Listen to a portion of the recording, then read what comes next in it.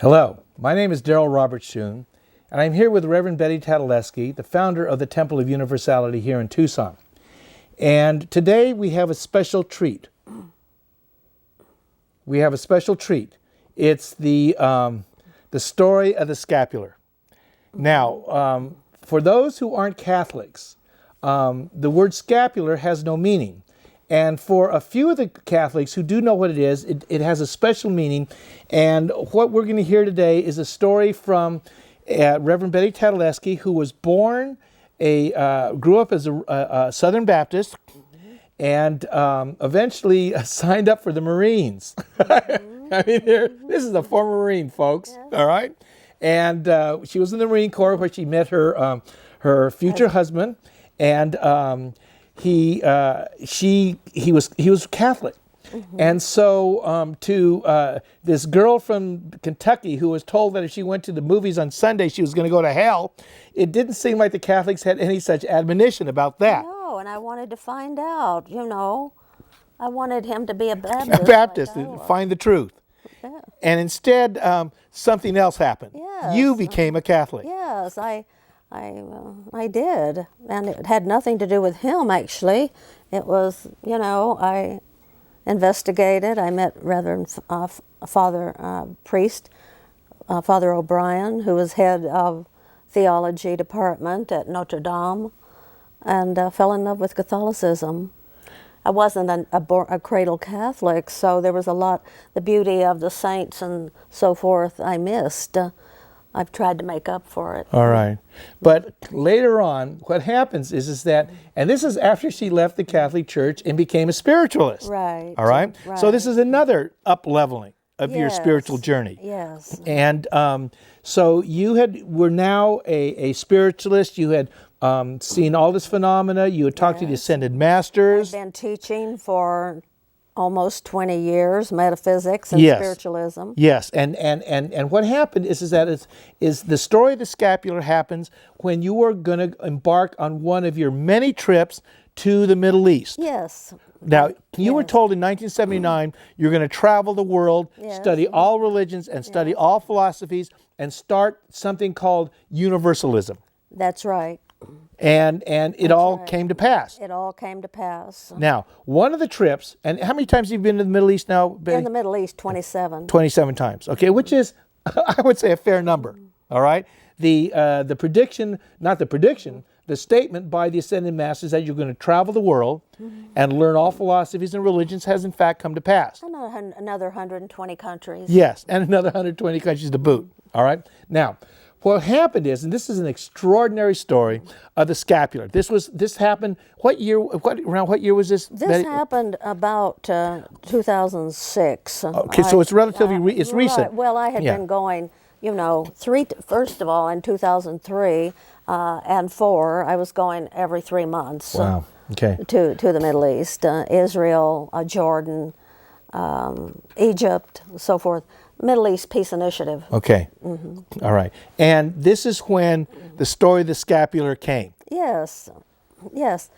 And it was the night before I was leaving for another trip to the Middle East. And I was sitting in meditation, full of gratitude, and had my bags packed and leaving early in the morning. And the Blessed Mother said to me, wear a scapular. Wear a scapular. Well, now, I never had a scapular in my hand.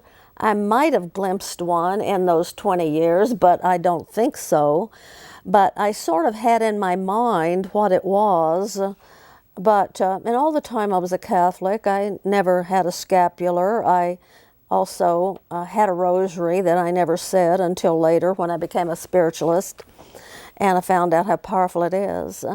So she says, wear a scapular. Now, what is a scapular? Well, it's this thing right here. I just bought this to show you all. Okay. Many of you wear them. Many of your children wear them. They're for protection by the Blessed Mother, by her son Jesus, and by other great saints. But I had never had one, and she said, wear one. tomorrow on the trip. And I thought, it took me right out of my meditation and went into lamentation. Like, how am I going to do this? I don't know where to buy one anyway, and I've got to get on the plane by 8 o'clock in the morning. How is this going to happen? And I said, well, there's no way I can do it. So I had to be comfortable with that. So I said, but I can take some stones. I have my healing geode is about this big. It's an amethyst. A lot of you have ones like it. I have a statue of Our Lady in there, and I have a statue of Saint Teresa of Lisieux, and it's full of prayer requests by phone and so forth, and I put them in there. I have stones and apports, things given to me by the spirit world through the trumpet, stones and all kinds of sacred items, and it was very packed. It was so the prayer requests were falling out, so I just took a copy of one of the cards that we haven't explained yet, but we have in the past. And the one of Stella Maris is the one I would like you to see. I think it's here, Ben. Oh, let's see. Is that stuff? Is that the one up there? Yeah. Okay. Well, some of you will recognize Stella Maris. This is one of the 21 aspects of the Blessed Mother, and this is the Blessed Mother, the Star of the Sea. I have a story about that one also. But these are cards, and on the back of them, these great people in the spirit world have signed them. So I have this in my geode, my sacred healing place. Mm-hmm. And so it was so packed that I had this big picture in front of it with a rock in front of it. So it wouldn't fall out. So they wouldn't fall out. And so, because when someone is healed, I just can't let them go and take their names out, you know. I leave them in there for good measure. And so I put my finger in it because the bottom is full of sacred stones that I've been given through that trumpet apports, you know. So I reached in to get one, but my finger didn't hit a stone. It became entwined in a piece of twine, in a piece of string. So I pulled the string. You mean sort of like this? Like this. This, okay. Like it was a string. Yeah. It was kind of a soiled string, a kind of dirty string. Dirty. But I pull it out, and it's a scapular. I've never had one. I've never really had one in my hand. I've never seen it, and I certainly didn't put one in there. Because if I had, I would have gone in and gotten it. Yes. No. All right. And so I pull it out, and it's a scapular, not quite as large as this, and quite soiled, but that's okay. Because now you had one. I had one. You could wear it. I had one. Yes, right. You could wear it. Right. So in the morning, I put it on, and I'm off to my trip. Yeah. All right. Well, I arrived there, and we do our gatherings, our prayers. So what city are you in? I'm in Tel Aviv. Tel Aviv, okay. And then Jerusalem. Okay. And so the second day we're going down to Bethlehem in Palestine, to the second most holy site in Christendom. The day before we had been to the Church of the Holy Sepulchre in Jerusalem. And then we were going to the second one, the Church of the Nativity in Bethlehem.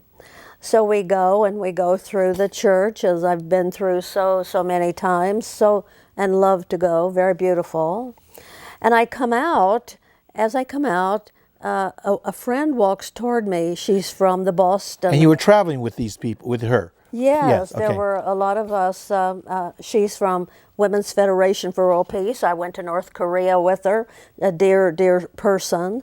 And she had told people that I did miracles. Actually, she didn't understand that fortunate enough to be in a position where miracles were happening. I'm not the cause of them. Yeah, but to her, you were doing miracles. Right. So Yes. she had told people I did this, Right. So I come out and she comes up to You do have a reputation. to the door. And she has a young woman with her. Reverend Betty, she says, I want you to talk to this young woman. And she's sobbing. The girl, the woman. Sobbing. Yes, the friend, the young woman is sobbing. She can't talk. She's so upset. And so I said, well, what's the problem? And my friend said, well, she's been psychic since birth, I guess, and she sees into these other worlds. Now, since she was Catholic, she had been exorcised twice by the Catholic priest in her hometown in Colombia, South America, and they couldn't cure her. Yeah. That's what they were trying to do. They were trying to take this gift, but a lot of people are psychic and they don't control it, and they see these terrible events, and it just scares, quote, the bejesus out of them. They have no context, and it's just streaming in, and because they have an open door. And this obviously was a girl from childhood who had these experiences, and nobody accepted them. Absolutely. There's a lot of spirit around here. And I think one of them is the Blessed Mother. So how old is this young woman? she's about 28 or so. Okay. She has 2 children. All right. Nice husband. Yeah. and Colombia. And she was part of this group that you were with. She's living nightmares. Okay, Yes, yeah. She had come from Colombia for the Middle East Peace Initiative, and she couldn't stop the nightmare because she was so psychic. And in the what we call the Holy Land, has been the most disastrous battlefield for at least 3,000 years, and prior to that. So she's picking up all of them. horror. All she has seen are battlefields and pain and killing and Yeah. slaying. And The Holy Land. the Holy Land. Yeah. Absolutely. And so she couldn't stop just sobbing and crying. She's in the middle of a battlefield. And so without thinking, I just reached under my collar and picked up this string and pulled this scapular from around my head. It was all I knew to do. And I handed it to her, and she stopped. Her eyes got big. She looked at it and she said, "That's my scapular. I forgot to wear it." She said, "I don't have this problem when I'm wearing my scapular." She said, "See, it's got my name on it." She had written her name on it. On the other side On the was her name. scapular. Yes. Yes. And I am wearing it out of the church in the Nativity. In Israel. In Israel. And it has been in my geode, in my healing geode. At least since you picked it up, because you didn't know it was there before. That's where it was. Never Or saw seen it it before. before, never had Yeah, a scapular scapular, in my hand yes. before. So I was thrilled when I put my finger in there and a scapular came Yes. out. Even if it was dirty, I didn't care. I was wearing it like the Blessed Mother told me to do. Yeah. And here's the young woman it belongs to. Yes. Who has come from Colombia, South America. And I'll tell you, it worked because she was able to be with us and to be happy, and the Blessed Mother was there with her. It was really a story about the power of the scapular. So I have become a real devotee of the Blessed Mother's scapular. So Well, it's also a story of the wonder of spirit. Absolutely. Because what this was, as I've listened to this story, It was set up. It was meant to happen. Absolutely. You were told to take this, I was told a scapular, to wear, a scapular. She said, wear a scapular. And didn't tell you tomorrow. where it was, but they know. And there was a scapular in your thing. Yeah, they knew it. They knew it. And you put it on. When she came, you could have hugged her. You could have said, "Let's go sit down over here. Let's close your eyes. I'll hold your hand. Oh, let's say a prayer." could have done You did anything. anything, but Right. instead you reached in, And got took that the scapular, scapular. and put it on over her. And she looks at it and she goes, "This is mine." See my name on it? Yes. Now, what I want to say, Betty, is the lady who brought her over to you, who in her mind brought her over to you because Reverend Betty Tadaleski can do miracles. All right? They just happen All right, now. around, And she sees them and she thinks I you do it them, now. you know? And I understand that. Now, what I want to say is to her, what happened with this lady from Colombia, you and the scapular, only reinforced in her mind I know. that you do miracles. I know. I It's mean, so incredible. I mean, when she went back to the United States and told this story, it wasn't that, oh, there's this lady over there. She did something absolutely amazing. She's always doing stuff like this. She can do miracles. And then she tells this story. Now, you're telling the story from your point of view. Yes. You're telling the story. You're going on another trip. It's early in the morning. You're meditating. You hear the Blessed Mother's voice telling you to wear a scapular. And you're going, where am I going to get one? It's too late. I can't get one. I can't do it. Some stones. I'll just take some stones. I don't have one. I'm not going to do it. All right. You're not going to say, you didn't say, oh, why are you always telling me to do these things I can't do? You didn't give me time to go to the store. You could have told me last night. All right. I know there's a Catholic story here. I could have found one. No, you didn't say that. You just figured it was beyond. It wasn't going to happen. It wasn't going to happen. So you're going to do the best you could. Take a stone. Yeah. Take a stone. Yeah. Something. You Give her one of my precious apports. Absolutely, from spirit. Yeah, this whatever it is that you're gonna take this thing that means a lot to you. All right. Yeah. But so you reach into this geode, pull out Best this, I could do. the best you can do, and pull out. My God, there's this old scapular. Well, An old miracle of dirty miracles. Scapular. I'm wearing Yes. it. Now, what I do want to say to our viewers, all right, who hear this, you have been around such phenomena that when you pulled it out of the geode, you didn't go, this is a miracle. No, I said, You didn't go, you. thank you. Oh, here is one. You didn't go, where did this come from? No. How did this get in here? My God, there's a name on the back. Who is this person? No. Your life is so filled with phenomena that you just said, oh my God, she asked me to get one. Here There it is. it is. Good. Plunk, and you put on your head without a thought, with nary a thought. No word. No. You didn't call your sister and say, do you believe this? You didn't tell anybody. You didn't go out and tell the neighbor that what had just this miraculous thing happening. No, because things like this Happen to you all the time. All right. That's why that lady over in Israel took her over. Well, she was supposed to take her over to you. Obviously, she was supposed to bring her to you. And that's what this is. It's a story. But it's more than a story. It's a truth. It's the truth. It's the truth. And that's what the importance of this experience is. It's true at all levels.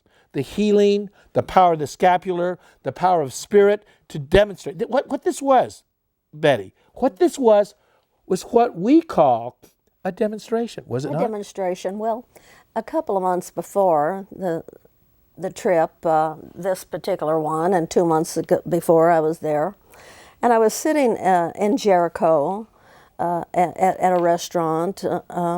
It's out in the desert by itself, and when we first went in 2003 in May, the sign "Do not enter Jericho" was outside Jericho. Why? Because the walls could fall on you?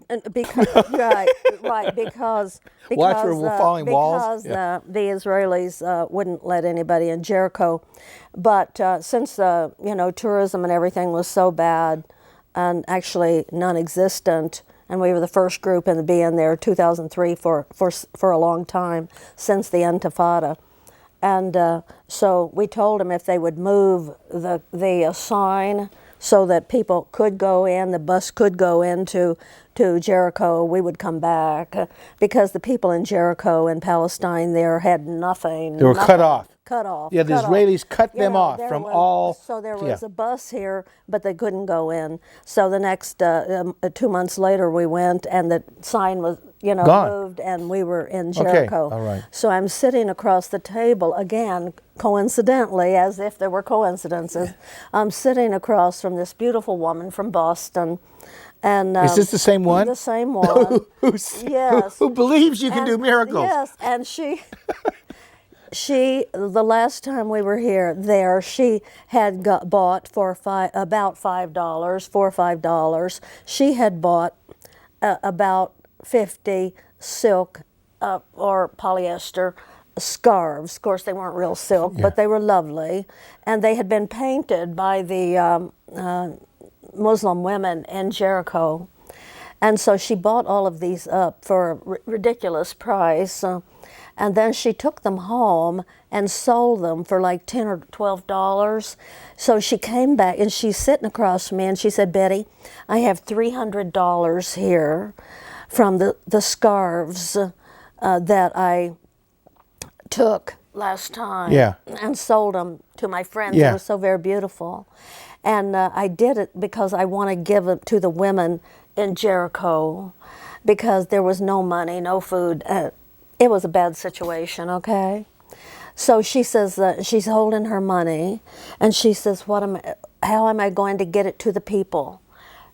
We're in a store here with a little homemade restaurant, and how am I going to, and we're leaving soon, so how am I going to get it to the people? And I said, I don't know, I guess you just walk out in the front and meet the person, she'll be standing there.